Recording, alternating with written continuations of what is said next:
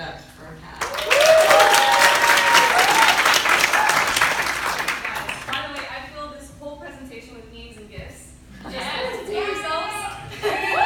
It's been a long day and my mind is blown, especially because I'm probably one of the only people that doesn't do Facebook ads here. That's just a whole other level for me. You guys with systems thinking, oh, it's so complicated, this is what, no, Facebook ads, what you guys do, and YouTube ads, and SEO, I can't do that to save my life.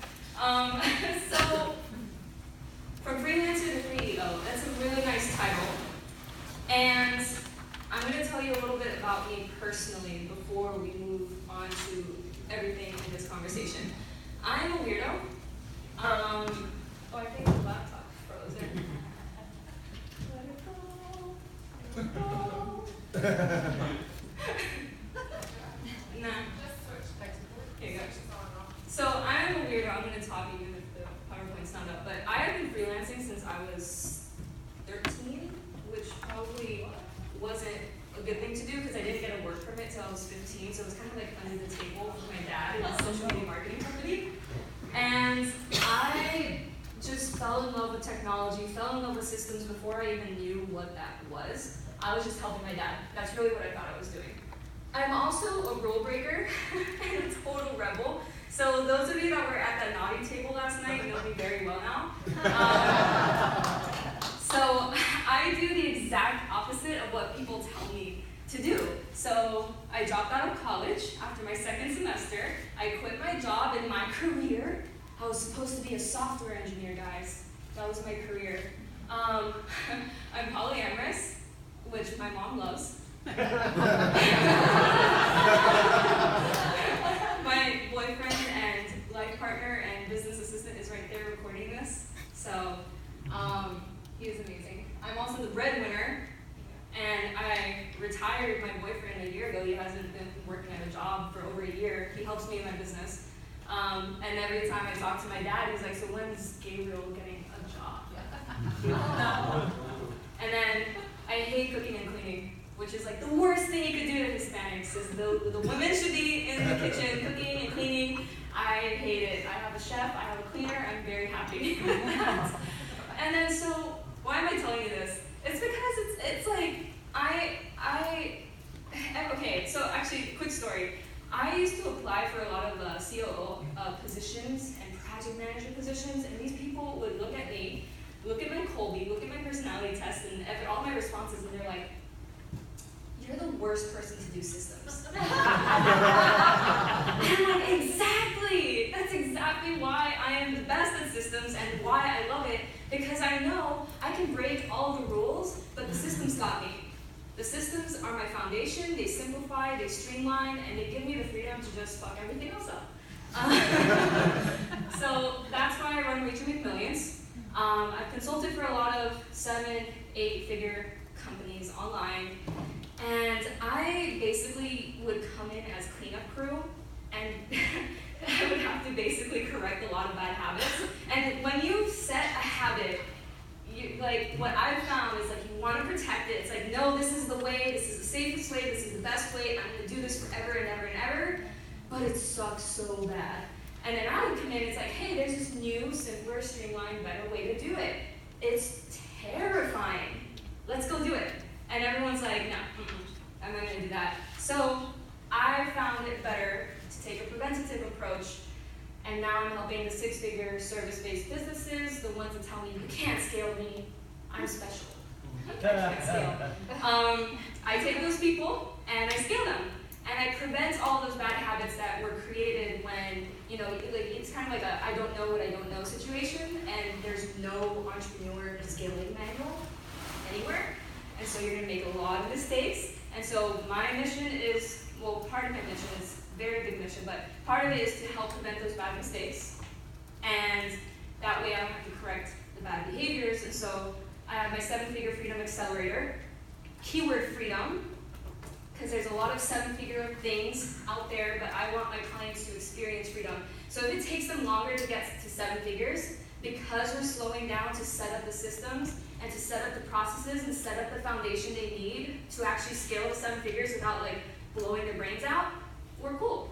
And so I tell my clients after they've been with me for a while, they're like, you've brainwashed us. Like, I never thought I would love systems this much. I'm like, you're welcome. So my goal for all my clients is to either scale or sell. Not everyone wants to sell, not everyone wants to scale, so it just depends on what they want to do. Some people want to do both, and so I help them do that. And some of you might know me from this. Box for Business, anyone heard of it? Oh, a few people, cool. So I'm sure some of you know Scott Wolford, because I think he did the training. But Scott and I met, and we got this idea to do an agency for chatbots. And if any of you know Scott Wolford, he gets an idea, and then he sells a ton of it the next day. And so when we came up with the idea, I flew to Toronto and everything, and then I came back home, and he's like, all right, I sold 10 at $1,000 each. So we validated our offer. Let's make chatbots. And I'm like, oh, okay. Wow, that was quick. I wasn't expecting that. I had no time to prepare. And so we ran an agency for 8 months. And I'll tell you that story in a bit. But pop quiz first. How many chatbots do you think I built? Because Scott was responsible for marketing and selling. He sold 10. I was responsible for the delivery and basically everything else. So how many chatbots do you think I built? 0. 1. 0, that's impossible. Well, 1. I built 1. In the 8 months that I ran the chatbot agency, I built 1 because I hate chatbots.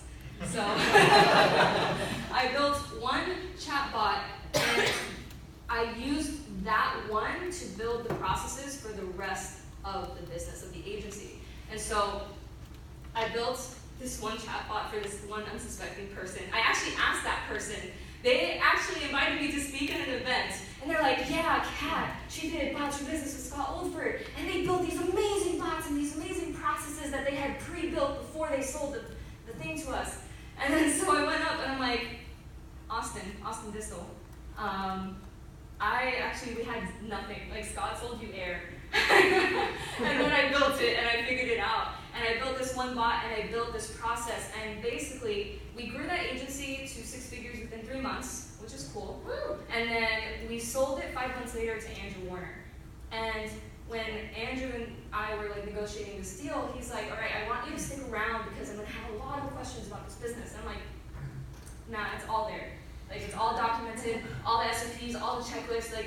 You don't even need to know chatbots. I built this 1 chatbot and then hired somebody that had never built chatbots before to build the rest. And it would take about an hour to get all of the client information, all of the creative, to write all of the copy, to build out a SSF method bot, which is what Scott used to do, his method thing. So it was a 3-part funnel within a chatbot for cold, warm, and hot leads. It would take an hour to test it, to run it, and to send it to the client. So this is the part of the story that everybody's like, whoa, system scale, that's so cool. I don't have to do the work of building chatbots. But what people actually don't know happened during this point in my life is that I was living in an apartment with toxic mold, and I got really, really sick. I would go to urgent care once a month because my face and my throat would swell up so much I couldn't breathe. I couldn't work at all. And if I didn't have the systems and the team in place, I would have been screwed. I would have been screwing over my business partner, and I would have been screwing over my clients, and I would have been screwing over myself. And not a lot of people talk about this because it's really nice to focus on the business growth and the business building. You can see that happen right in front of you. It's a short-term gain. But then what happens if a hurricane hits? Or what happens if your kids get sick? Or what happens if you get sick? We got really sick. It was not fun. Actually, this is the before and after. I moved out of the apartment with mold, eating the same thing, exercising, same, everything the same. The only difference is I moved out. And after 6 months, I lost 16 pounds. You don't expect this to happen to you at all. I was not expecting, I'm moving in with my boyfriend in Atlanta. It's so exciting. I'm going to get sick for a year. You don't predict shit like that. So what my mission really, really, really is to teach systems, but to also point out that this is not final. Yeah. This is not fine at all. And so it's really important for me to eradicate burnout. And like if I could remove it from the dictionary, I would. Overwhelm, stress, I would just completely remove it because I don't think it's necessary to build a business at all. We just have to be smart and strategic about how we are scaling our business. And so my intention for you guys right now is this. How do I remove myself from the day-to-day without losing profit or revenue or money, pissing off clients or team members, or having things fall apart? That's a big question. This is, to me, this is not something that you're gonna go away after 90 minutes knowing everything and being able to have the perfect business and the perfect life. Like, that's not realistic. This is a conversation that I have already started with you guys since I first started the Mastermind monthly calls, I think about 2 or 3 months ago. And this is a conversation we're going to continue to have because there are new things that you're gonna discover at each level when it comes to scaling. And you're gonna have to continue to think about this. But eventually it does get better. So I want to make it as easy and as simple for you today to understand where do you start, what questions to ask, what systems and processes to set up. Because a lot of people, when they hear I do systems, they're like, oh, what system will you set up for me? And my favorite answer is, well, my 2 favorite answers, I don't know, it depends. Because I'm not going to diagnose you without knowing your business, and who knows your business the best? All of you. So, you guys can do this. You don't have to be like this tech genius. You don't have to be this systems guru. You can actually do this yourself, okay? And I want to show you my thought process. I want you guys to walk away with the skill of my thought process of how I've scaled so many companies over the years, because it's not hard at all, okay? And you're already ahead of the game if you believe this. If you want your business to grow faster, you need systems. Because a lot of people out there don't really care about systems. They're like, yeah, okay, I don't need systems, I've got this. And then they scale to 7 or 8 figures. Well, they grow to 7 to 8 figures. I'm not gonna say they scale. They grow there, and then they're burnt out, and they're exhausted, or they're not present with their kids, or they're not doing the things that they want to do, or they get ideas but they can't execute because they're constantly putting out fires. And that's not fun. What's the point of having 7 figures if you don't have the freedom as well? That's what I say. And so if you pay attention to the things that you're doing in your business, let's say you're putting out a fire, that is actually the perfect opportunity to build a system. Perfect opportunity. Even though you want to pull your hair out right now, if you set up the right process or the system or communicate something, there's always a fix, a long-term fix that you can make so that you never have to put out the same fire twice. So, I want you guys to do a quick exercise. On your paper or your phones or tablets or laptops, write this down. How many clients do you currently have? And how much do you charge those clients? And if you have multiple clients and multiple different packages and multiple different ranges, just give the average.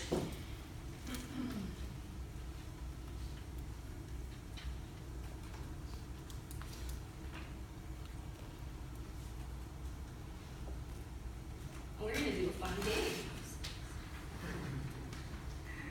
So, with the amount of clients that you have right now, and the amount that you charge, if you want, actually, you could also write down what your desired revenue per month is, assuming you charge monthly recurring retainers, or if you know your average revenue per month.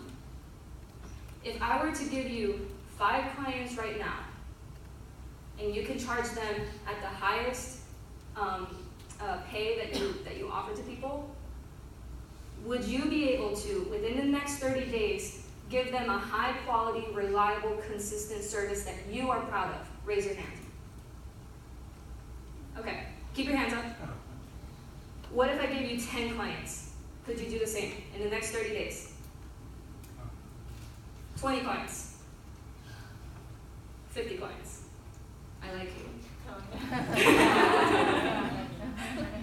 So, how much money are you leaving on the table right now? And this is every time somebody comes to me, these are my favorite people.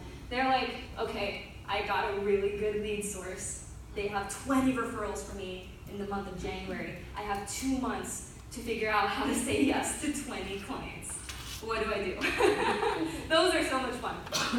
But basically, you're either going to, like, if you were forced to take 20 or 50 or 100 clients, however much, like, you can exaggerate this point. But if you had to take, let's say, 20 clients right now, you would either deliver a crappy service, or you would have to say no to 20 times whatever you charge. And that sucks. And I see a lot of people doing this on a micro level and not realizing that this is a problem. It doesn't have to be 20 clients, it could be 5, it could be 10, it could be 1. Some people can't even take 1 client and deliver a good service. And I've seen businesses fall apart because of this. And it's really heartbreaking for me. And it's actually happened to a friend of mine recently. I'm gonna show you the difference. Let's say this is a Facebook ad agency, and they're running ads for somebody. And this is not exact, I'm changing the industry because I don't want to give private information, but Facebook ad agency, they have 15 clients, and they've been running all the ads themselves, and they've been successful. Versus over here, same Facebook ad agency, same type of clients, same everything, 15 clients, a team of 15, and their business fell apart. They thought they had scaled. They thought that they had built systems and built team and that everything was great, but their business fell apart very quickly. It was really hard to watch.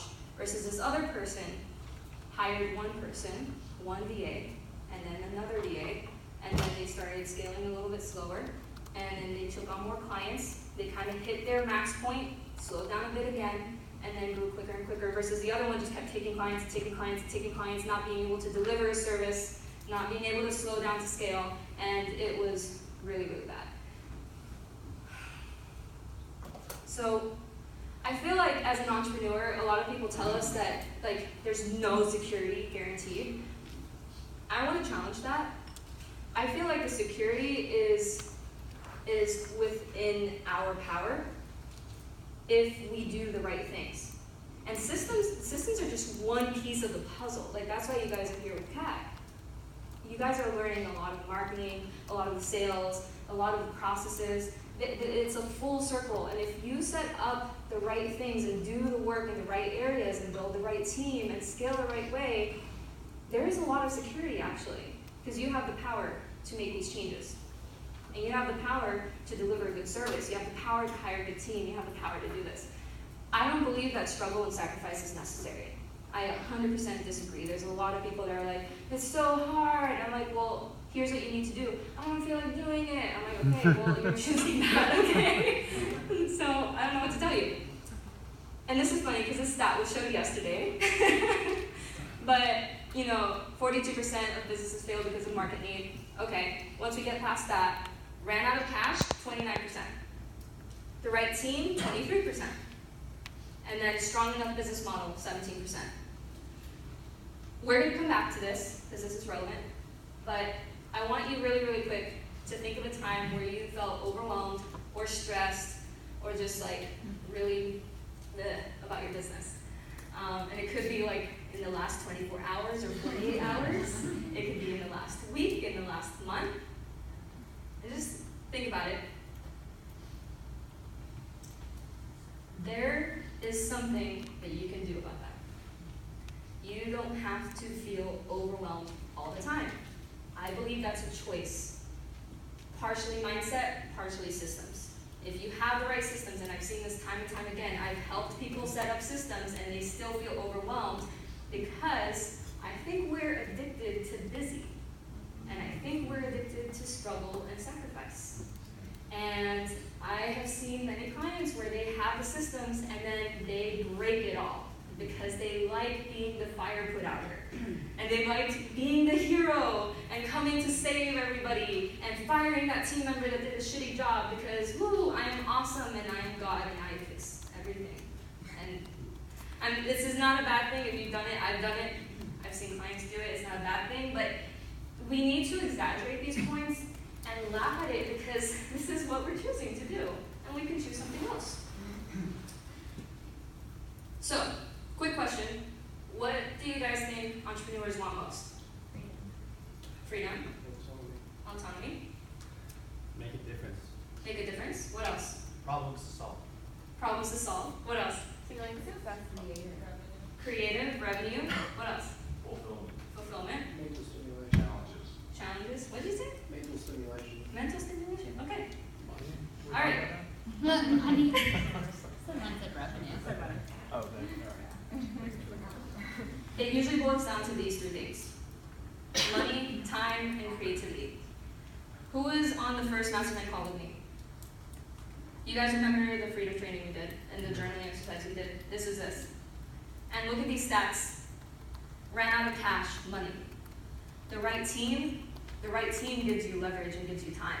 And then the strong enough business model, creativity. We'll get into that. It might not make sense right now, but I'll explain that in a little bit. Actually, you know what? Whiteboard time, because I'm excited about the whiteboard too. So, for those of you that did the exercise, this will be a quick review.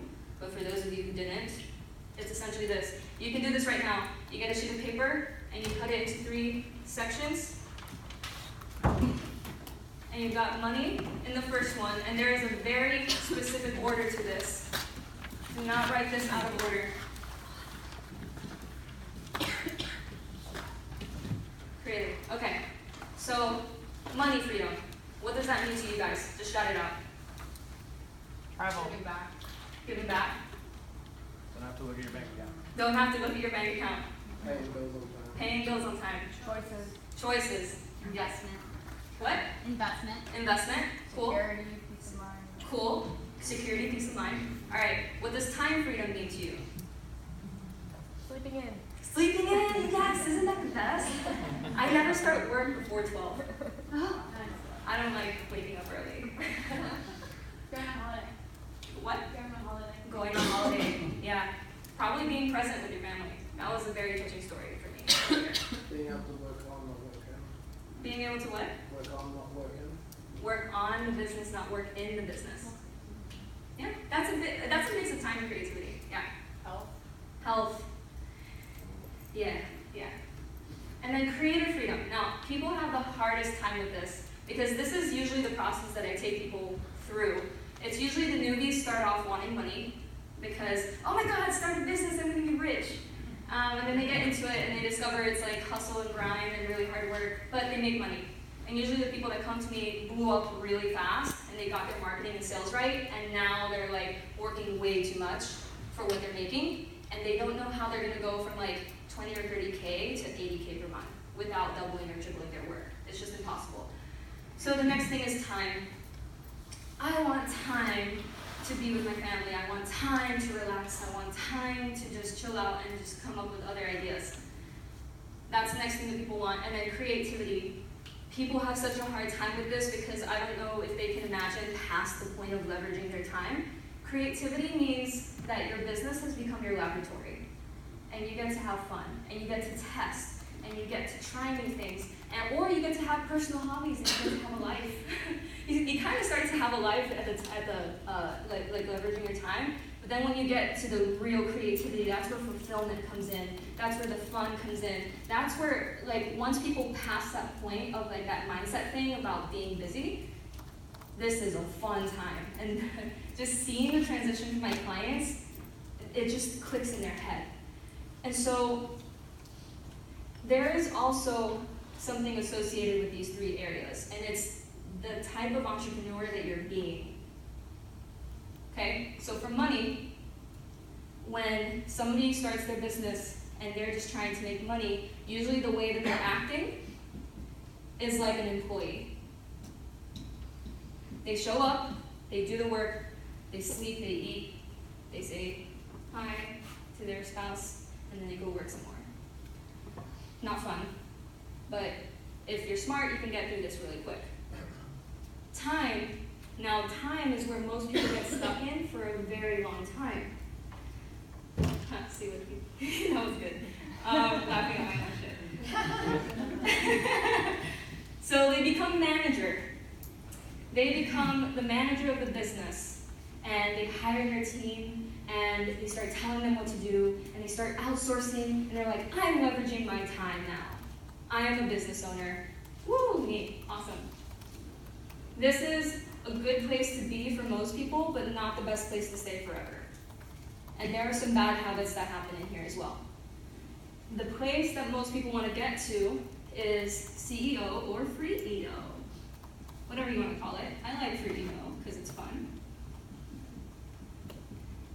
This is where you are removed from the day-to-day, and you get to be the visionary, the strategist, the creative in your business. And you can actually start this whole cycle over again. If you sell your business and you want to start a new business, you start back up here, and now you can move up quicker. Or if you maintain your business and you scale it, and you're out of the day-to-day, you can start a side project and do the same thing again, right? And the way to think about this is, in the day-to-day of the business, this employee is in it 100%. The manager is split. Could be 50-50, could be a range, but they're like 1 foot in, 1 foot out. They're kind of doing a lot of the work, but kind of not. It depends on the team for sure. And then the free EO is out of it, out of the day-to-day. They come in if they want to. And here's the other thing, because people look at this and they're like, I love my business. I don't want to not be in my business. It's a choice.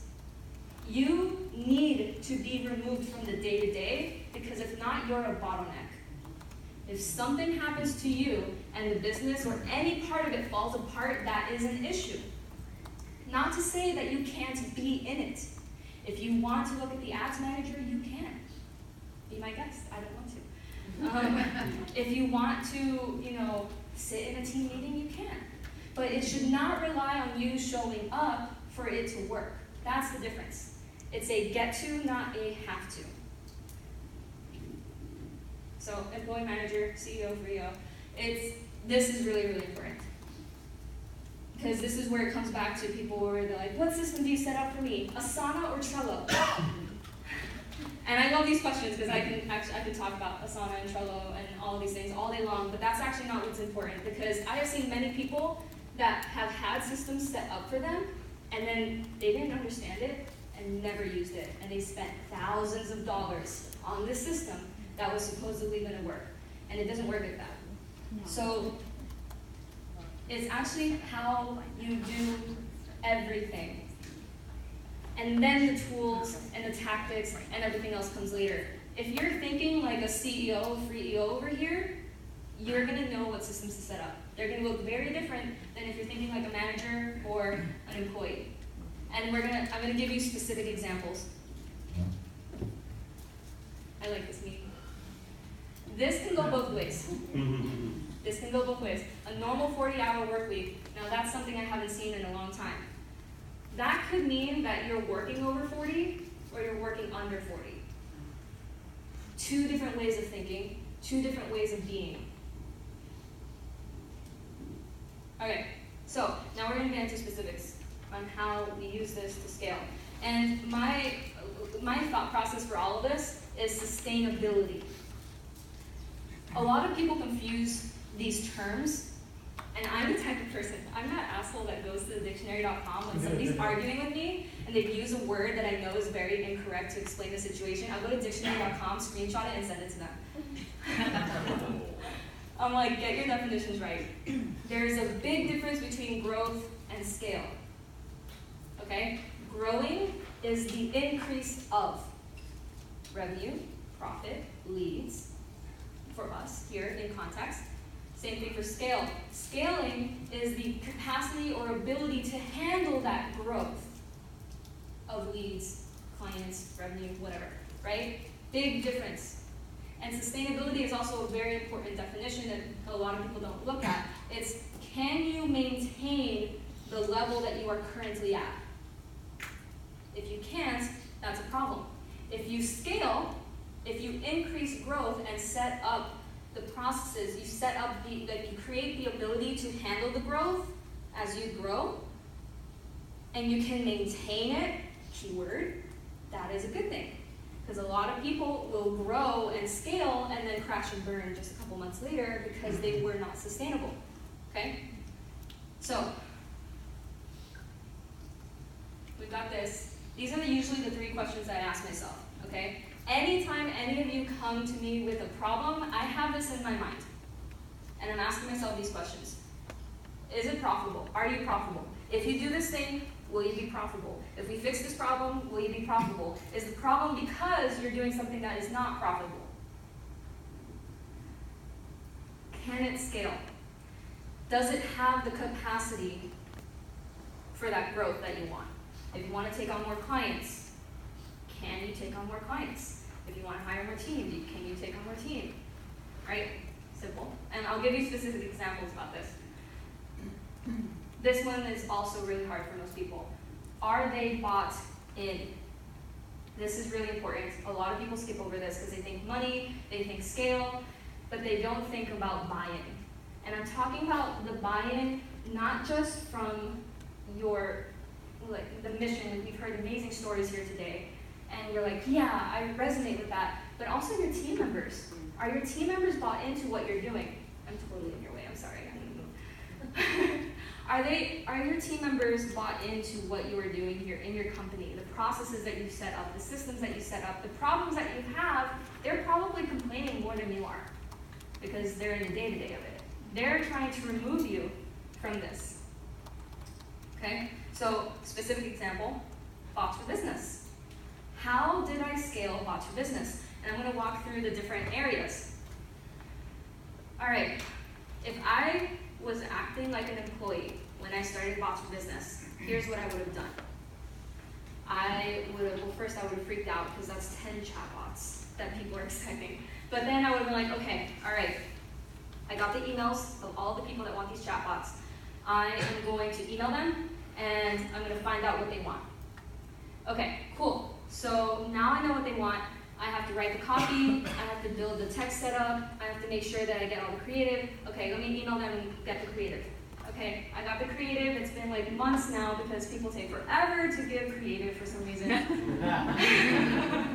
And now I am going to do the chatbot. I hope they like it. I build and build and build and build this chatbot. It is perfection for this one client. I send it over to them. Hey, do you like it? 20 revisions later, I finish this chatbot and I have to do the same thing for the next person. And I have to do the same thing for 9 people because I sold 10. And now all those other 9 people are mad at me because I've taken forever to deliver this thing. That's employee. What would a manager do? What would I have done if I was a manager? Assign the tasks. What? Assign the tasks. I would have hired somebody that I know was really good at copy, really good at chatbots, and then I would have delegated that. Yeah. And I would say, here are these 10 people, build these chatbots. Get the creative, or maybe hire somebody like a project manager or something, get the creative, do this, awesome. It works, it's great.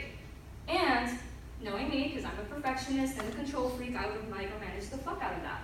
And I would have made sure that it was perfect. And I would make sure that all the clients are happy. And I would have been, over my team's shoulder to make sure that things are working well.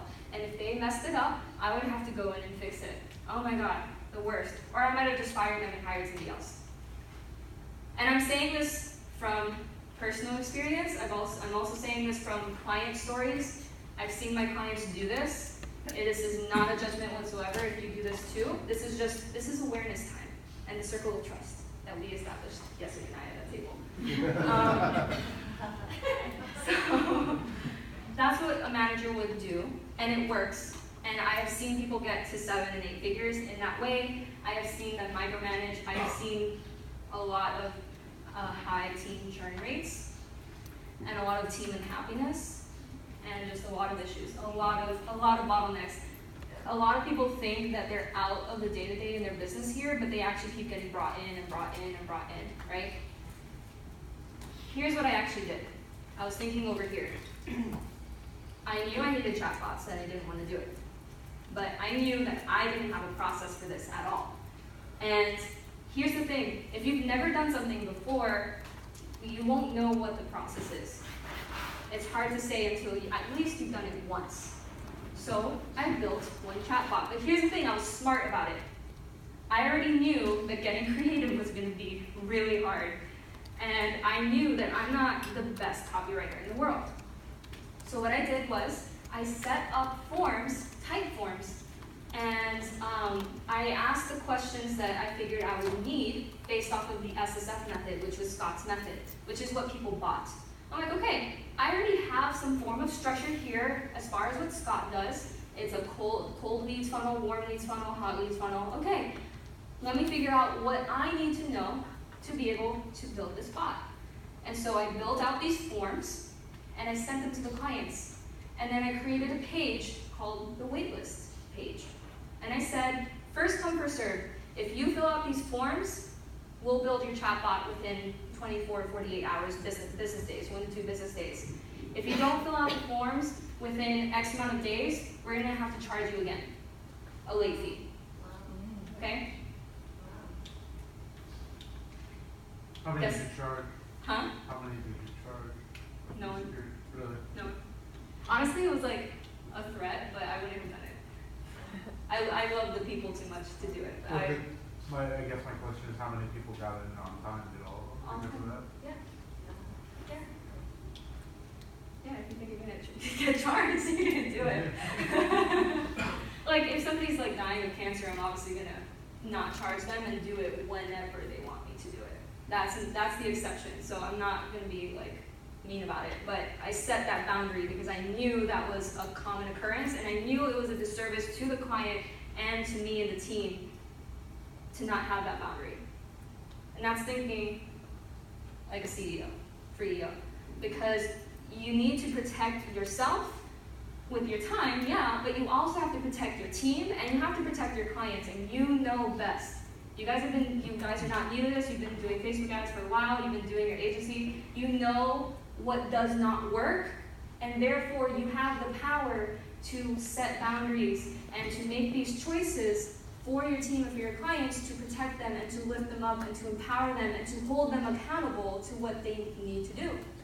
And so if there's something that you need that will make your job way easier, do it and require it. Okay, like Kurt was saying, have that open, candid conversation. That was really good. I suck at setting boundaries too, by the way, so this is like really hard for me. But gave them the forms, and then the first person filled it out within like an hour. Like, it was so funny. Like, I feel like they read my email, like filled it out immediately, and it was like 5 or 6 forms.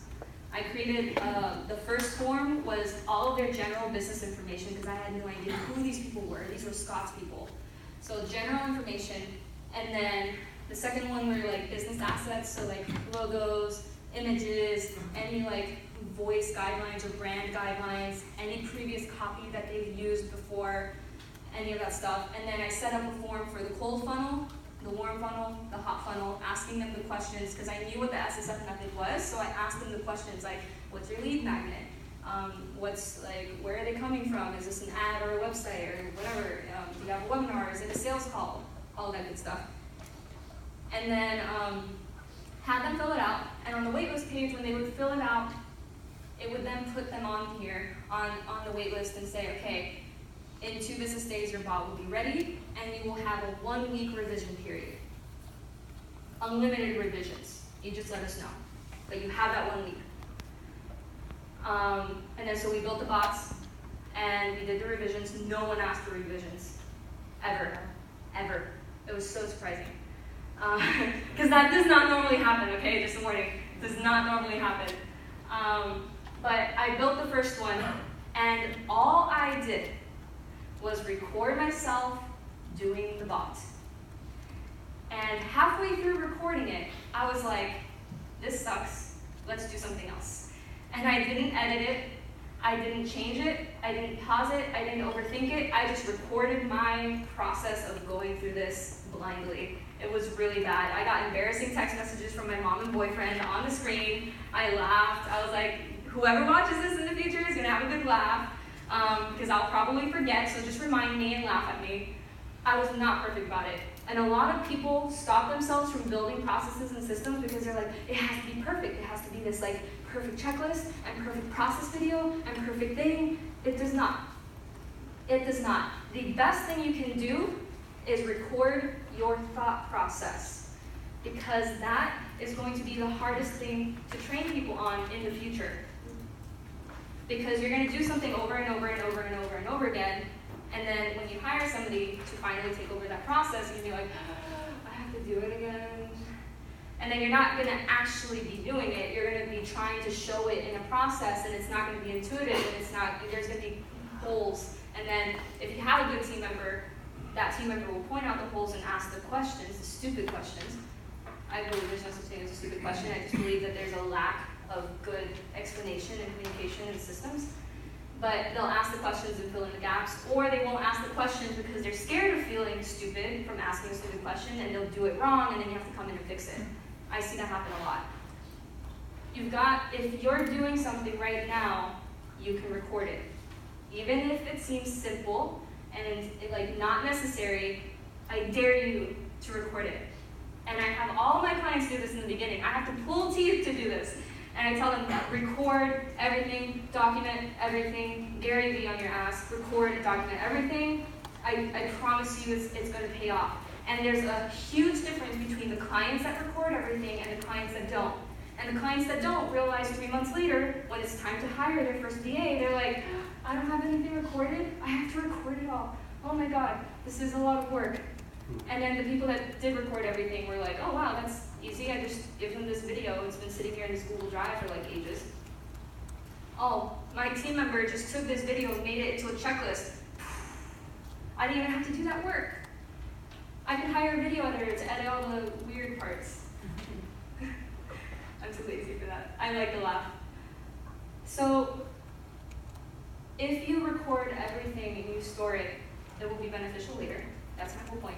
But with Bots for Business, I recorded this whole like 2-hour-long thing of me building a bot, and I was just talking to myself. Okay, so here's what this person filled out in this form. I think I'm going to put it here because this is what Scott does in the SSF method, and then here's what I'm going to do. Okay, whatever. Explained it, built a bot in like 2 hours. And then the next time I hired somebody who had never built a bot before, was not in the marketing space, 0 experience. They were a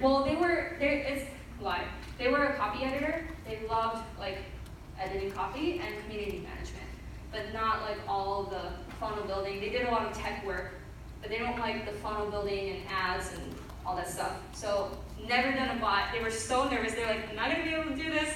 I can't build the bot. I'm gonna make you so unhappy. This is gonna be so bad. I'm like, just watch this video, laugh at me for a bit, ease the nerves, and then build the bot, and I'll watch you. And she built the bot in an hour, and we recorded it, and I answered all of her questions. She had really good questions. And then she built another one, and she did it herself this time. It took an hour, and I just reviewed it, and it was way better than what I could have done. She's a copy editor, and so she likes to copy stuff. I suck. Because at that point, after I did that 2-hour video, I just took the messages, the chatbot messages that I wrote for that one person and made it into a template and removed any identifying information like business name or like if the chatbot said, hey subscriber, thanks for opting into my lead magnet title. I hope you enjoy it, whatever. I'm really excited for you to watch webinar name, whatever it is, right? I just edited it out and just put like lead magnet title, webinar title, add voice stuff here, something that they would normally say. And then I would take creative that they gave me, like images or videos, and put it into the chatbot. I made my life just so easy, and people loved these bots, and the bots worked really well. And it was so easy for my VA that I hired, because she would just watch the video and she learned it in 2 hours. I didn't have to sit there and train her. I shadowed her for one bot. She kept using the templates. She made the templates better than I had made them. And that was it. We had an agency. It wasn't that hard at all. It was not hard at all. But I was thinking very creatively and as a free ego. Because all of us here, and that's the thing, if you've already started building things and building processes, I want you to take a look at them with the lens of simplicity. Because a lot of people think that systems are really complicated and really complex, And that's why I believe I'm perfect for systems, because I'm too lazy for that. I don't want to do extra work, and I want it to be fun. And I want it to make my life simple, and I want to make it really easy for my team, and I want to make my clients really happy. That's all that really matters to me. And so that's what I did with Bots for Business. I want to give a few more examples that you guys actually requested in the live stream that I did in the video, and I want to walk through this process. I want you guys to use this whenever you feel like you have a fire to put out, a system to build, a question to ask about the day-to-day. What do I do? Okay, pulling the best info out of your client for messaging and targeting. We kind of talked about that a little bit. But pulling the best information out of your client for messaging and targeting. So if I were an employee, what would I do? Email them and ask them. Email and ask them. It's probably not the best way. Get on the call with them. Get on a call with them. Now, well, okay, yes. Create a form. Create a form, yes. I don't think forms and emails are the best way to get info out of the client. The best way is usually a one-on-one conversation, which is weird because that doesn't sound scalable, but just hold on. So, what would the manager do? Get transcripts of calls they've already done Yes, transcripts of calls that they've already done and get them transcribed. and get them transcribed. Yeah. Or get a team member to transcribe. I feel like that's actually kind of creative. It's getting over there. Tell Wait. someone to interview them. Sorry? Tell someone to interview them. Tell someone to interview them. Yeah. Tell somebody to create what's the word? A template. What that's? Mm-hmm. Yeah. You guys are already over here. You guys are already over here. I would create a process for an interview or a call. I would actually do two things. I would create a process for an interview or a call to make sure that I am connecting with this client and that I am getting the juiciest bits out of them.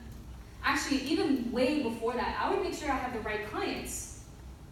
Because sometimes, if they're just starting out, they're not going to be clear on their messaging and targeting. And if that's who you want to work with, if you want to work with a new entrepreneur and has no idea what their messaging and targeting is, great, that's a different process. But if you're going to be running Facebook ads for somebody and they're like, what are Facebook ads? What's a business? That's not the best client. And I actually have a client right now who's like just wanting to blow his brains out because he got the wrong clients, and getting the best parts of messaging and targeting out of them is really tough. So first off, make sure that you're not taking on bad clients. Have requirements. You have to have been in business for X amount of time. You have to have made a certain amount of sales with your offer. Maybe have built up your audience a bit.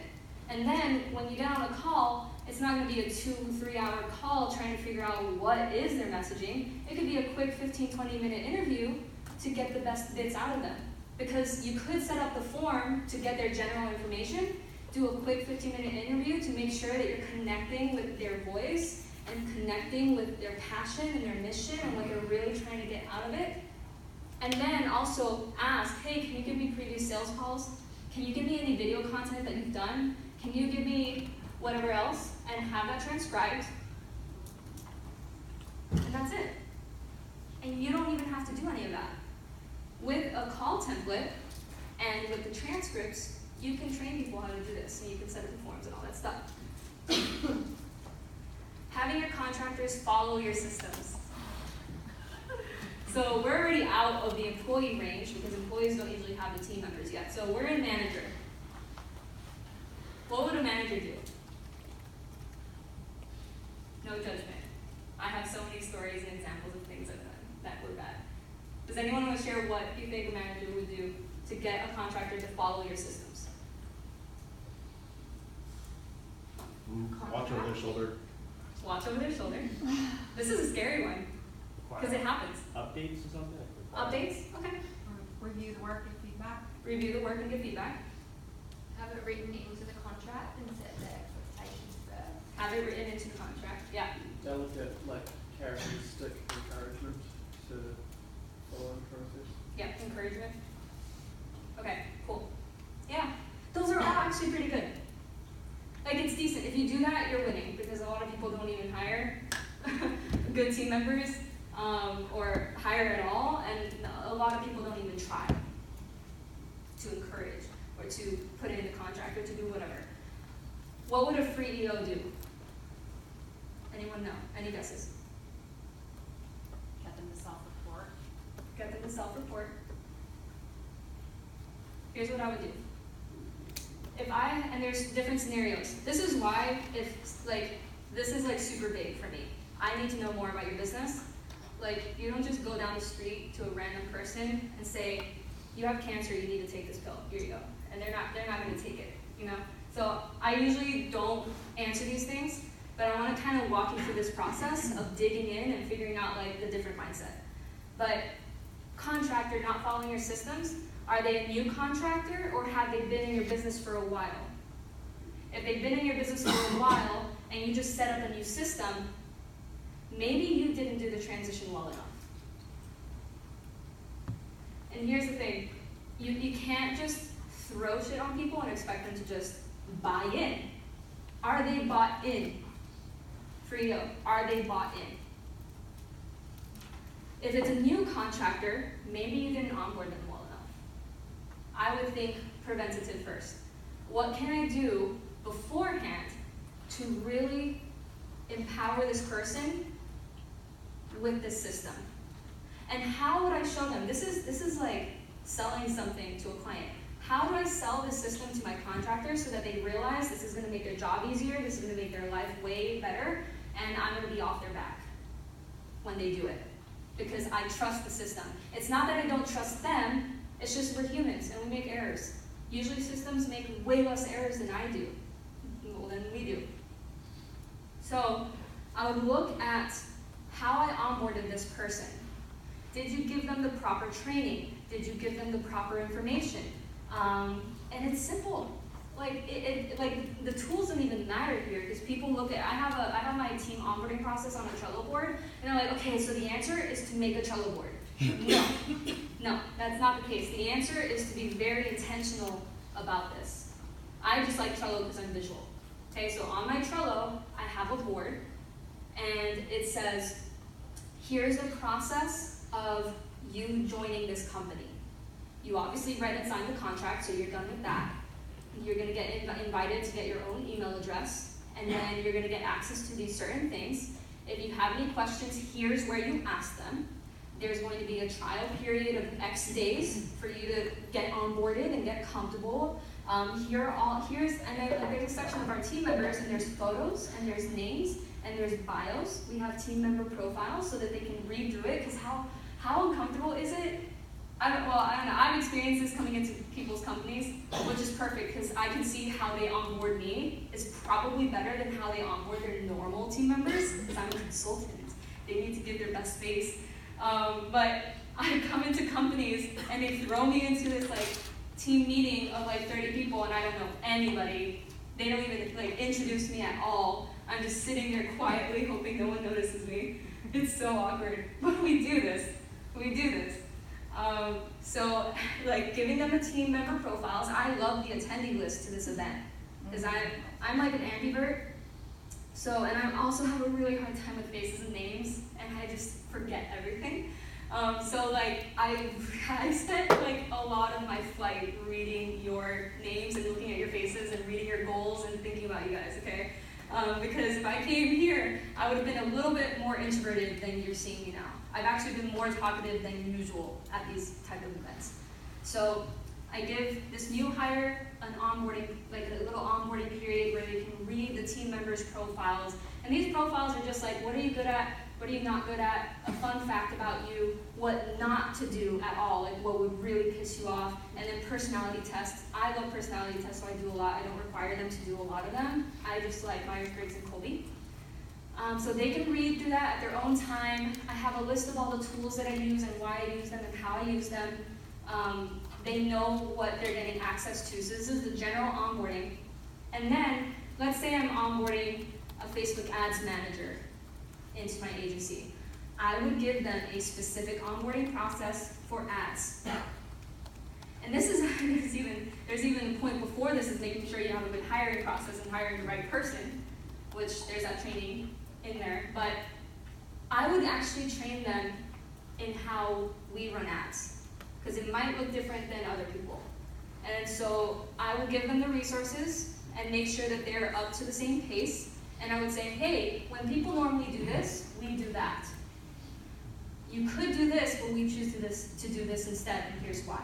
And I show them what our values are, what matters to us, what this culture is, and how we do things differently than other people that they might not know right off the bat. And it might take months for them to figure this out on their own, but you can just tell them straight up front. And if you have a hard time thinking about this, you can just ask your current team members, hey, what do you think we do differently? Like, what surprised you when you first joined this company that you've never seen before, that you've never seen another company do before, or just something like small things that we do that other people don't? Like, what makes us different, you know? And then, like, I've already been talking for a while. This is just a onboarding process. I would also do continuing ongoing education, because I really value education and learning and helping others improve. And if somebody's not following the system, maybe they just don't understand it, maybe they don't know enough, maybe they're like just having a hard time with something.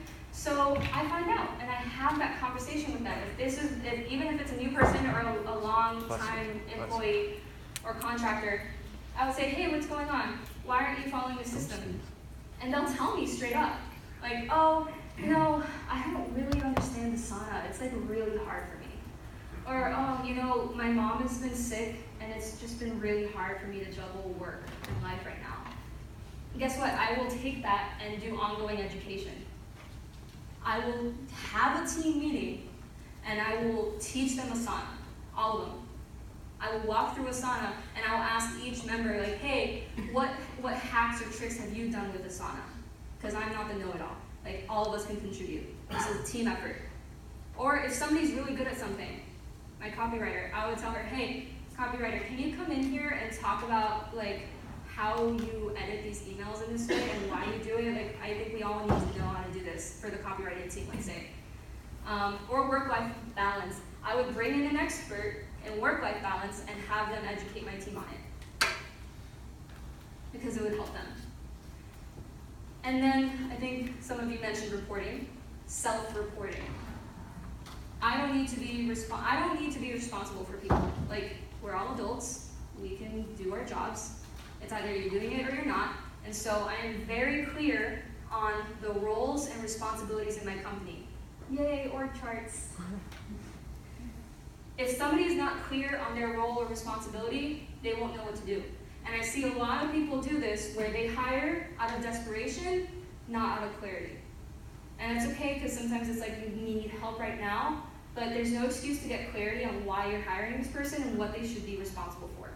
Obviously, they're not going to be responsible for it right off the bat. Like, you need that onboarding process. But like, let's say after 6 months and they know the game, give them KPIs.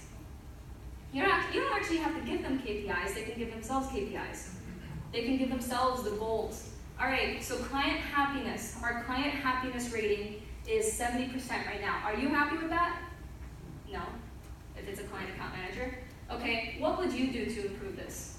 Well, I think we should be sending better weekly reports, because this spreadsheet overwhelms people. Maybe we can create a dashboard that makes it look prettier and just tells them how much they're making and how it's working or not working. I think we should send them gifts at the beginning, whatever. They come up with all the ideas, great, go do that. And let's see if we can increase client happiness. Guess what? They're gonna make their own systems and they're gonna follow it to a T. Empower your team to do this. That's what a free EO does. The manager just tells people what to do. A free EO empowers people to do what they do best. That was a long-winded answer to that. Interim reports for freelancers to monitor their ad work. Again, you see how it's becoming a pattern? Like, you can already guess what a manager and what a free EO would do. A free EO, self-reporting, empower them to come up, to troubleshoot, to brainstorm, to be strategic. Your team members are really smart. Tap into them. Treat them like they're smart, right? And if you need to be over their shoulder monitoring your work, you need to have an open conversation because first of all, they probably don't enjoy that. And second, if there's a performance problem, that can mean a lot of things. It could mean they need more education. It could mean that they don't even like the client and they're not happy to work on this account. It could mean that they're confused about something. It could mean that they totally missed that like the sales page link is down and that they're not even looking at that because they're just looking at the ads manager. It could mean a lot of things, so you need to first have that conversation and then figure out what's going on and do it like a free EO. And then your team members can set their own KPIs, they can report, you can look at it. This is where we all had a fun time in the mastermind talking about client dashboards and team dashboards and KPI dashboards, and some of you went crazy and I love it. Client onboarding with creative assets, we talked about this already. Same thing. You see, is this simple for you guys? Is this useful? Yeah. Because, like I said, every time you guys ask me a question, I think this. And usually, we naturally want to work right here as the manager. How can I get more time and freedom? Okay, let me do this thing, let me hire this person, let me set up the system. I want to encourage you guys to think over here. Next level. Get creative. You guys are very smart, and you guys have strategy up here. Use this strategy skill that you have, and this visionary skill that you have, in the same place for systems, in the same way for systems. And get creative with it. And ask for help. Your team is very smart. Your clients are very smart. Yeah. Would you, like, you did your video of the chatbot process. I'm the starter, and then I'm like 5 steps ahead of wherever I am at any time in my Colby Index. Quick start. And so, like, would it be reasonable to do that video and then send that to a VA and have them outline the process? Yes. Yeah. So that then you can pass that on, Yeah. because like I would probably do the video and then not do like anything Yeah. else. Yeah. Yeah. Okay. I would do that. Whatever makes it easy for you. I know that if I did that, I would procrastinate. I would procrastinate it. I don't know why. I'm just like a better video person. I'm not a writing person. Yeah. So, but if you're a writing person and like you want the outline or you want the checklist, transcribe it. Temi.com, I think it's like super cheap to transcribe it and then have someone like outline it specifically in a way that makes sense. Or the person who's doing the process, like the person who's doing my process outlined it way better than I could have because she was a copy editor. You know? So when you're thinking like a free EO, you're getting creative and you're tapping into people around you. Where's Tom? Can I use your example? No. No? Of course you can. Okay. So, do you want to kind of explain it really quick, what you asked me? Yeah, so in the agency we have our ad team and we have project managers who tend to communicate with clients. And the issue we have is a communication between the ads team and the project manager to then talk to the client. And I don't want the ads people to talk to the client necessarily because I want them to focus on the ad stuff. And I want the project manager to understand fully what's going on. And I find that it feels like it's Chinese whispers between the ad team and the client, and it's difficult to get it to work. Yeah. So what would a manager do? Set up a team meeting. Sorry? Set up team meetings. Team meetings? Okay, what else? What I see a lot of people do, I'm not saying that you do this, but I have seen this happen where they blame the client communicator and they tell them to do a better job. I do that. In a nice way. So create training for the training between the Yeah. Yeah. Create training. So create training for the two. The client communicator the client meeting and the ad manager. and the ads manager. Okay. What else do you guys think? Have the ads manager record a weekly video walking through what's going on in the ad account, explaining everything. We've got scorecards set up for our clients and our account manager to talk to the clients so that they can simplify the data and report to the clients straight away without having to know too much about the ads. Mm-hmm. Yes. So what if the client comes to the client communicator with a very technical question about the ads? What would the manager do? Well, what's happening right now is the client communicator has to go to the ads manager, ask the ads manager, hey, here's the question that I just got asked, I don't know the answer. What's the answer? They get the answer from the ads manager, and then they give it back to the client, and it's already been some time that the client's been waiting for an answer. It's okay. It's okay that it works. It's been working. So you have a great business. What would a free EO do? Would a Google form work? So like you set up a place where a client could ask a question, and then it spits it out into the organization, and then that would result in. I like that answer. I actually just set that up for one of my clients that runs a Facebook ad agency, and they were getting a lot of questions. And well, what was happening was they were getting on the phone to answer a lot of redundant questions that were already in the reports, and then there was just a lot of questions that like some people didn't know, and so they'd be on the phone and be like, I don't know the answer, I have to talk to so and so, but they'd stay on the phone, so it was like really bad. And then so yeah, we've set up a form for everything to be any of the client communication or questions that come in would go through that. But there's still that problem of the client communicator feeling like they're not doing a great job because they don't understand this. You also have to think about the team perspective. How does this client communicator feel? Yeah? I'll answer another question. Okay. Well, I used to be an account manager, and I would sometimes have to be that person that would have to go and chase them, and they might be in meetings, and then you have to wait, and then you've got the client harassing you for things, and it's hard because you want to be able to keep the client happy, but you also don't want to put pressure on your team because you know that they're under a lot of pressure. Mm-hmm. But I've in the past, I mean, it depends, and you don't turn, I never turn this all the time, but depending on how the information needs to be communicated, sometimes I actually do bring the knowledge person onto a call with the client. Not as a standard, but it also shows that as the account manager, I will pull in the experts as and when is needed. But I need to make that call. But the other thing I was going to say was potentially compiling some frequently asked questions so that that's something that I can refer to, so that if it is a standard question that comes through, then I've got, a knowledge bank to be able to tap into, and then if it's bespoke, I can go Yes. Yeah. Training, ongoing education.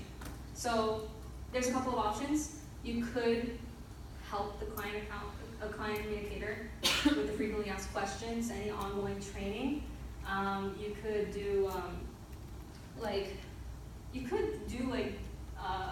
a client dashboard where the ads managers come in and kind of talk about the technical things going on and how the client's doing, and like any of the things that the client might be worried about, because if you know how the client is, you can be preemptive about that. And what I told Tom was he needs to get clear on the roles and responsibilities, because right now the client communicator is taking on this responsibility of needing to know what's going on in the ads account and needing to like communicate all this stuff back and forth when they don't even know, and it's probably really frustrating to them. So your idea of actually bringing the ads manager when needed is cool. That could work. It could also mean that the client communicator needs different roles and responsibilities.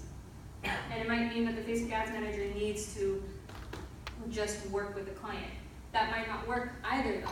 So you see how it starts getting really specific to your business, and the only person that knows your business well enough is you. And so whenever you guys ask me this question, what do I do? What do I do with my client communicator? I'm gonna have 10 times more questions for you to figure out what's gonna work for you and the business and the vision that you have, and how are we gonna get team buy-in?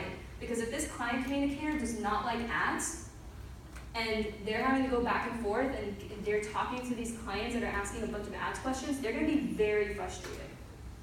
So either this person needs to get a new role and new responsibilities where it's client happiness. How can you make the client happy? Maybe you focus only on onboarding. Maybe you focus on making sure that the relationship between the ads manager and the client is good, so they are speaking directly to the ads manager. Maybe they're project managing in the back end more. Maybe they're doing more like check-in calls. I know I have one client that does these launch check-in calls, which is like therapy time. Basically, the client gets to vent for 30 minutes on all of the stress that's happening in this launch.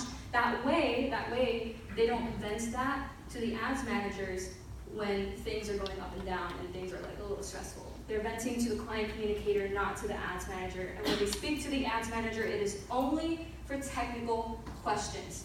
There's a boundary set there. There's a form that they have to submit to get on the phone with anybody, client communicator, ads manager, CEO, anybody. You have to fill out a form, state your intention for this call, and you'll be redirected to the right person. Versus making that client communicator responsible for everything. Even though they might not like ads, might not be the best ads person, and are just not the right person for the job. Or you could hire somebody that is phenomenal, like just amazing, fantastic, loves ads, and can have that conversation with the clients and be on top of things and be the project manager. So this is where you have to look at, do I have the right team? And are they in the right place? And are they clear on their responsibilities? And is that realistic? And the best way to find out if you're doing this well is talk to your team. The scariest thing that I do to my clients is two things. I mystery shop them, and I send an anonymous form. And this tells me two perspectives. The client perspective of how they're doing and how the client experience is, and then the team experience. And a lot of people focus on client happiness, but they don't focus on team happiness. And the responses that I get are devastating sometimes. So the best people to ask are your team members, because they have been working the day-to-day in your business for so long, and they probably know a system or a process or a new solution or something to do. They can help you get creative instead of being a micromanager. It's really easy to fall into micromanager, especially if you're a perfectionist and control freak like me. You gotta start asking the empowering questions. What would you do? What do you think about this situation? Hey, client communicator, what do you think about this situation with like having to go back and forth about ads? Do you enjoy that?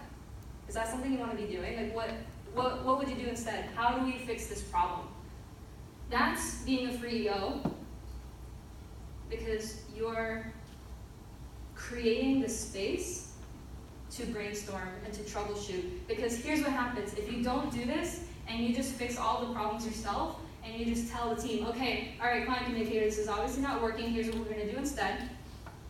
If another issue happens and you're, let's say, away in Fiji for like a month and you're not going to check your computer and something happens, they're used to coming to you to fix problems because you have not empowered them to fix their own problems. And so I really, really encourage you guys to tap into this mindset and tap into the resources in the team around you and empower them to help you fix these problems and create these systems and reorganize your company. So like when you do that, amazing things happen.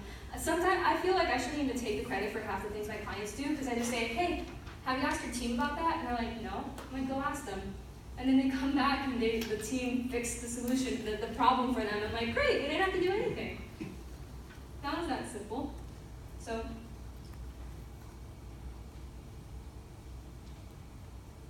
take a few minutes to journal on these questions.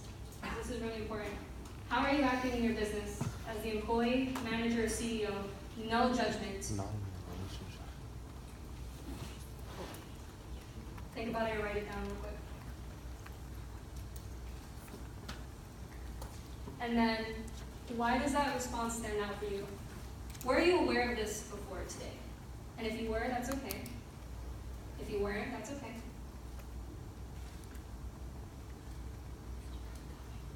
Which parts of your business do you need to focus on or remove yourself from? Which parts of your business do you need to go from manager to free EO? Write that down. And then bring it to the mastermind calls. And then how do you predict your business will be impacted by those adjustments? You guys have the power to make a drastic difference in your business right now, just small tweaks.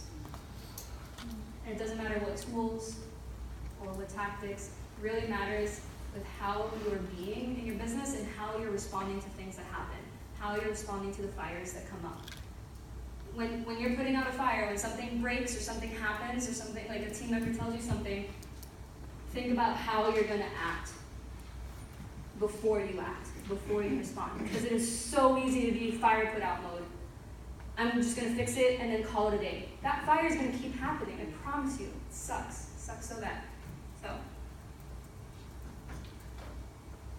Oh, wait. Does anyone watch Game of Thrones? Oh.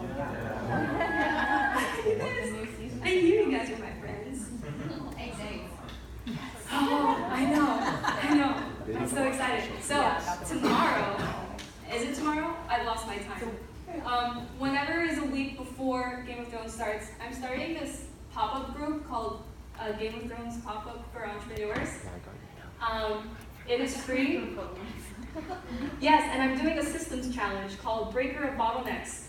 And there is no offer, no pitch, no funnel, no back-end anything. I'm just doing this because I wanted to have some fun with you guys. I got creative. I was a little bored. I needed to spice my life up a little bit. And this is like the final season of Game of Thrones, you guys. I'm so excited. So I'm doing a systems challenge that's totally themed with Game of Thrones. Like, the three-eyed raven is the 3 freedoms. Like, the 7 kingdoms is the 7 areas of business you need to conquer. And for those of you, we were going to do an OKR training in the mastermind this past Wednesday, but obviously I'm here and I was on a flight. The next one will be covering OKRs. But in this one, I'm going to be covering goal setting with all of Khaleesi's achievements. I'm going to map out her OKRs. That's going to be interesting. I've never done it. I'm not like pre-planning any of this. I'm just going to hop on and have fun and talk Game of Thrones because it's going to be, the live streams are going to be Monday, so right after Sunday, and we'll be talking about the crazy stuff that's about to happen. So it's a 6-week challenge with the 6 weeks of Game of Thrones final season. So it's just for fun. Yeah, thank you. This is a big accomplishment for me, you guys. This is like me doing something that should be marketing, but I'm not doing any sales in the back end, so my marketing team hates me, but I love myself right now. Because I'm having so much fun. I'm leaving the marketing to them. But yeah, I think we have a little bit of time for Q&A.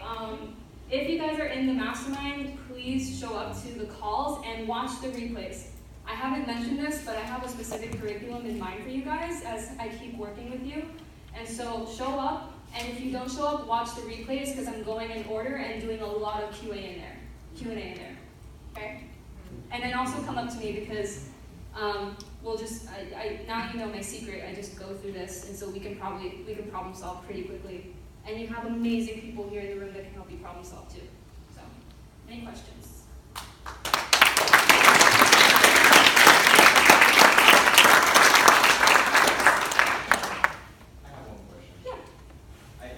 I see this a lot when I'm encouraging folks to get business developers. What would your recommendation be to everyone here to help them overcome like that helicopter parent thing? Because you talked about like all the things that we can do from a system standpoint, but a lot of the time it's innate, like they're a helicopter agency.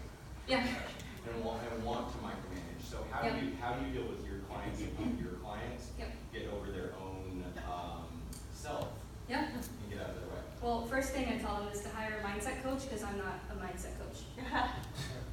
That's the first thing. I've seen crazy breakthroughs. Like, and here's the thing, I'm not going to pretend to be an expert in everything. I'm the expert in systems. So if somebody needs marketing help, hey, go talk to Kat because I don't want to do that. If they're like, something's going on where they have the systems and they have the right people and they're still not letting go, mindset coach. 100%. And then also, I think like taking inventory of what they have. And so it's like, do you have the right systems? Is this working? Have you stepped away for a day? No? Okay, let's try that. Let's try stepping away for a day, like baby steps. Okay, how about a week? Can you step away for a week without things falling apart? Okay, yeah, you can. Okay, how about a month? Take a vacation with your family for a month. No laptop allowed. I will talk to your spouse. I will know. My clients love me. I have my mastermind made, like, it's so evil. Like, my mastermind is month to month. You do not know contracts, nothing. But I tell them in the beginning, like, when you join, you're never leaving me. and they don't, and then I can do shit like that, like talk to their spouse. It's like, hey, make sure they don't take their laptop, make sure you put their phone in airplane mode. If they use their phone, like no sex for the night or something, I don't know. Do what you need to do. Do what you need to do. So good. And then one, like, I think it's just baby steps, because I think it's also a belief in ourselves of like, can I actually do this? Can you? Try it for a little bit, and then a little bit more, and then a little bit more. And then they start gaining confidence in their people and in themselves. It's a mix of both, and in the systems too. Because, you know, things break, but if you have the right people and the right training, they'll know how to run with it and how to fix it and how to manage it and maintain it. So I love watching the speech about this. We just recently started recording everything that I'm doing and that my partner's doing. Awesome. And we've got one of our employees actually mapping out the system. He's really good at shit like that. Our challenge is half of our team speaks Russian. So it's something where the person who's doing the implementing typically speaks quite good English, but not really good enough to actually think. And I tried to have them record themselves and walk through it, and it's more challenging. I'm just curious, is that something where you face something similar? I've faced that with Spanish. Fair. Honestly, Get them to do it in Russian, and then Yeah. get someone on site to translate. exactly. That's exactly what we did. Beautiful. You know, and I ask because that manager versus CEO part is like there's an awkward place between there where It is. it's almost putting too much on redundancy in there, so. Yeah. Thank you. It is, and yeah, I know. And it's also, it's a habit to create, to be the free EO. It's like you have to get into that more and more and start thinking out of the box. Like, for example, like making somebody who speaks Russian try to explain this in English is probably really hard for them. So you gotta empathize. The manager type of person would just blame, if only you knew English, maybe I should hire somebody that speaks English, or like, can't you just explain this, right? And I'm like, it's not to be mean, like you could say that in a nice way, but it happens. The free EO would think like, hey, all right, I've got this awesome person, they speak Russian. Okay, that's fine. Am I willing to be okay with that in my company, first of all? If that's a yes, okay, what am I gonna do? Because having a translator might not be scalable, but if that's what you want to do, and if that's the team that you want, then, and that's the vision, do it. That's what you're going to create. And then, like Kat said, have them do it in Russian, because that's their native language, and then transcribe it. Beautiful, thank you. Yeah, it doesn't need to be that hard. You gotta think about your team, and you gotta think about your vision and get clear, and then what's the best way to do this so that it works for everybody. Any other questions? Or any other like situations where you're like, okay, I don't really know the difference between manager or free EO in this situation. I don't know really what to do here. Yeah. I was going to ask, I've been in meetings before where we've kind of like brainstormed the process to make sure it's like works for everybody, and then the meeting will end, and I'm terrible at making that implementation of that new system come to life. What's the best way of making sure that happens? Do I leave that with ownership on one person and say, right, you're going to manage that process, or what would you recommend?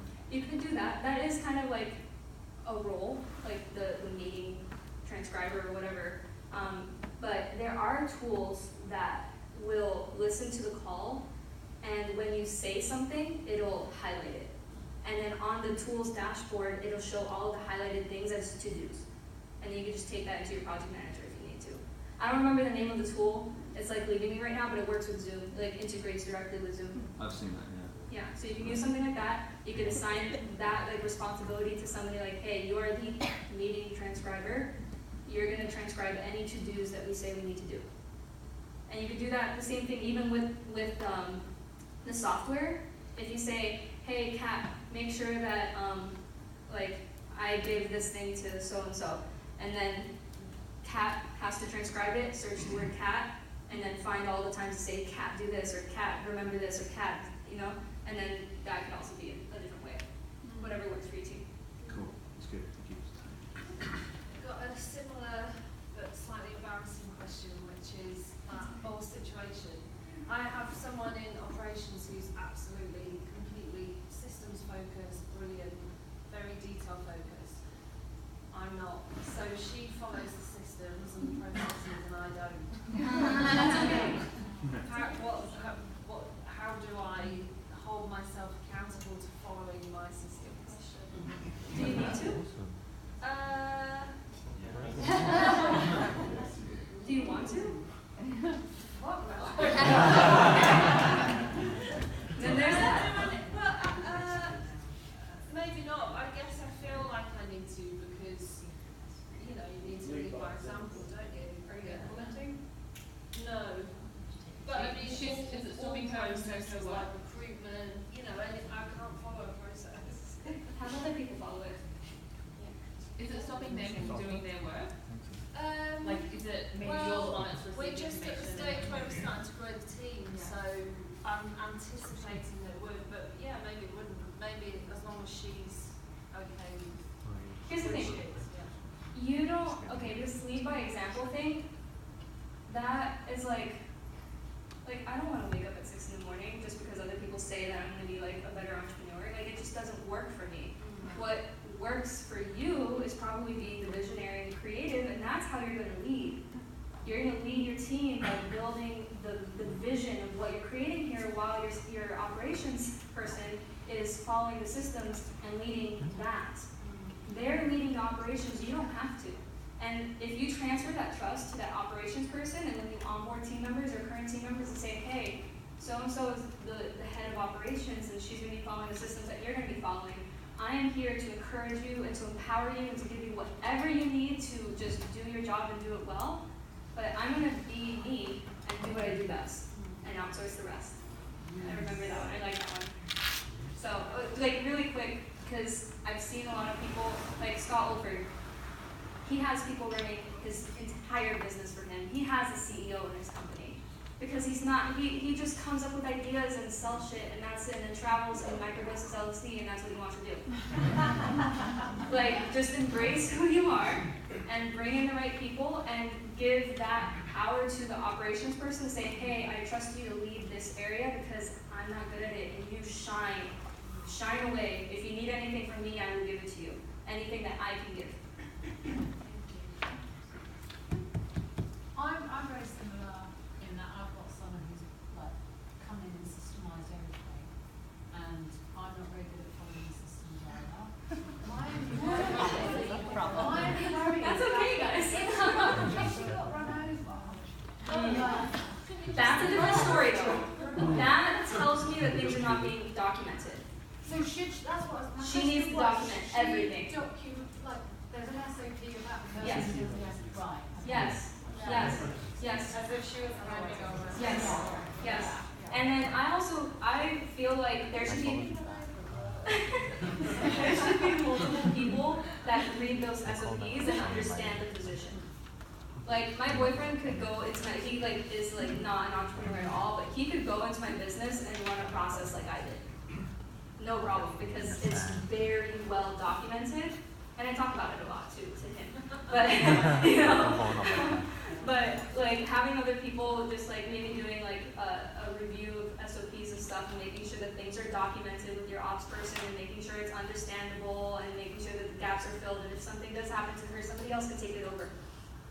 I do this with a lot of moms that leave on maternity leave, or they have teams that leave on maternity leaves. Good SOPs. And somebody else can take it over for a bit, or you can hire and onboard somebody like for it. And I guess that process just never really stops. There should, like, if there's like a role, a job description, they should also have SOPs attached to it, that they are responsible for keeping up to date. So the client account manager is responsible for updating all SOPs that deal with the client account management tasks and projects. Facebook ads manager, SOP, Facebook, like, you know. So having somebody update, and on the SOP documents, it say, what's the purpose of this SOP? When was it last updated and by whom? And that way I know. And then everyone's responsible quarterly SOP updates. Just read through them, and if they're out of date, update them. If they're trash them. If you need a new one, make a new one. Do whatever you need to do, but make sure they're updated. Or create meetings. I think you were raising your hand for a while. I actually just wanted to speak to that because, as you guys probably know, Kat is a visionary and full of ideas. Preach. Writes beautiful systems but does not stick to them. Let's just be honest.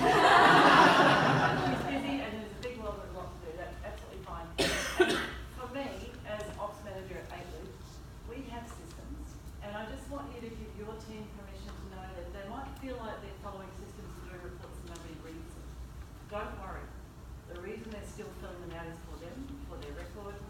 It means that if anyone else comes in, if I get hit on the bus or fall off my boat, you know, the team can go in and see my to-do list that's running, which is pretty up to date. They've got the weekly agency updates and the sales manual there with the tools, what we expect, templates, links to things and drives. So it's very simple and we keep it simple and plan to review it often. But don't let them fall into that thing of you're off doing something you don't care. You don't see what they do. It doesn't matter. I definitely do not follow a single No. system. I can't believe that. I don't even know what the systems are.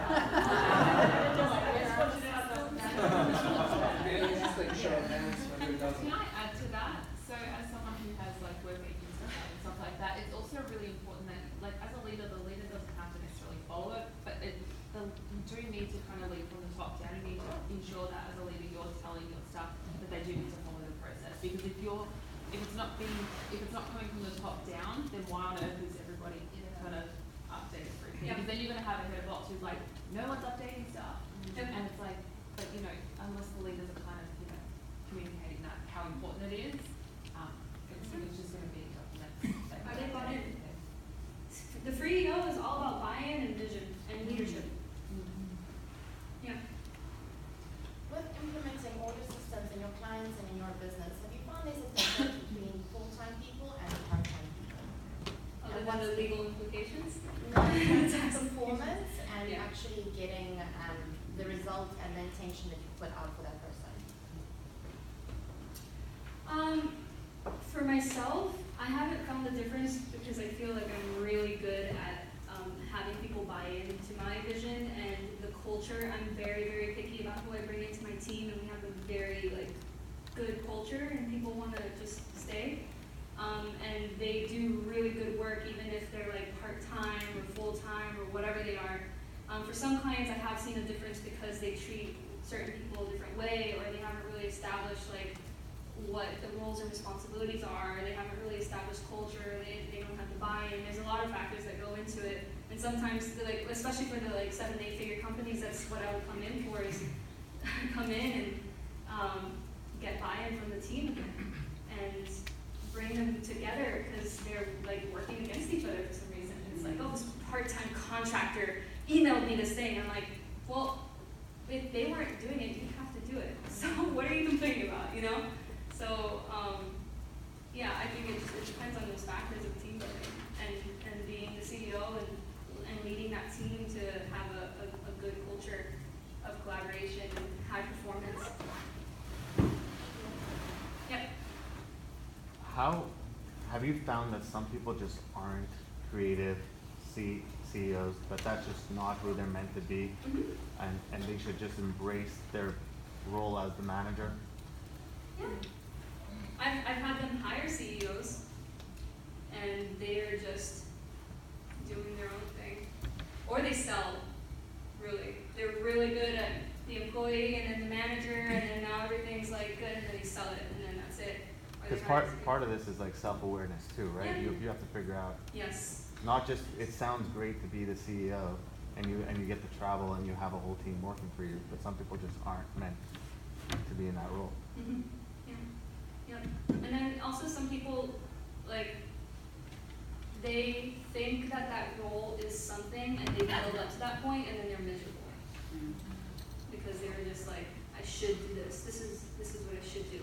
But that's not the case. You have to create a reason. Give a reason for that role. In my business, I find that when I'm in the CEO area, everything runs so much better, but I keep getting dragged back to the employee.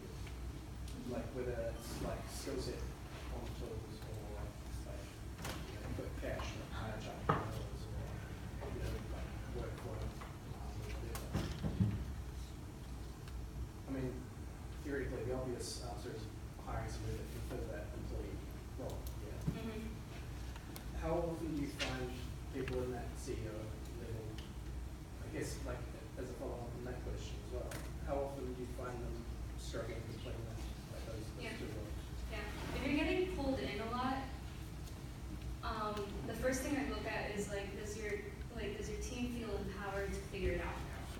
Like to either Google it or to do the employee work, to do the hard work and just do do it for you or to come to you with solutions so you can hire the right person or set up the right process or whatever you need to do. That's the first place that I look at. And then, like, because, yeah, you could hire the person, you could do the work yourself, but then you're going to keep getting pulled back in and pulled back in and pulled back in, and you need to be the one to teach your team, hey, you're not pulling me back in for this. Here's what to do when this happens. And if you don't know what to do, Google's your best friend. Like, come to me with solutions, like, train your team to be solution focused. Okay, we'll do one more question. I think it ties in with the previous question. It was like, have you seen that strategy also backfires in the sense that since we live in everybody wants to be an entrepreneur, the moment you step away and become your free CEO, and you have people running your business, they feel like they're running shit for you. And you're completely detached, you're living the lifestyle, and they aspire to that, and they all of a sudden start drifting away from your business because they say, oh, it's easy for me to do that, I can do that, and then you start losing personnel. Yeah. Okay. If you are completely detached from your business entirely, you've either sold your business or you've hired your own CEO. You should be in your business a little bit at least, like crafting the vision, being the leader, all that stuff, right? Showing up. You need to show up.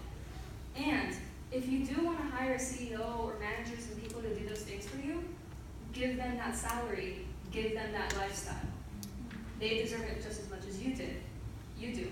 And so if you have the right culture and the right team, and then you give them the benefits of their role, they won't want to leave. Is it worth giving them the responsibilities before we pay to see if they're going to crash and burn first? I'm very, like, I have, like, direct communication with my team, and so when I want them somewhere, I tell them, like, I want you to do this. This is the progression that I have for you in my company. Is this what you want? And they'll be like, yes or no. I'm like, all right, you need to show me that you've got what it takes. Let's do small projects. Like, I don't just throw them into crash and burn, because that will, like, totally demotivate them. But I'll give them small projects to work on with me or with whoever's doing it so that they can start to pick it up and start to gain the confidence, and then I'll, like, lead them off. But at that point, they've had an onboarding process for that role. So they're in transition of their own role and this new role, and they have that onboarding ramp period where they can get there safely and confidently, and then I'll shadow for a little bit and then step off.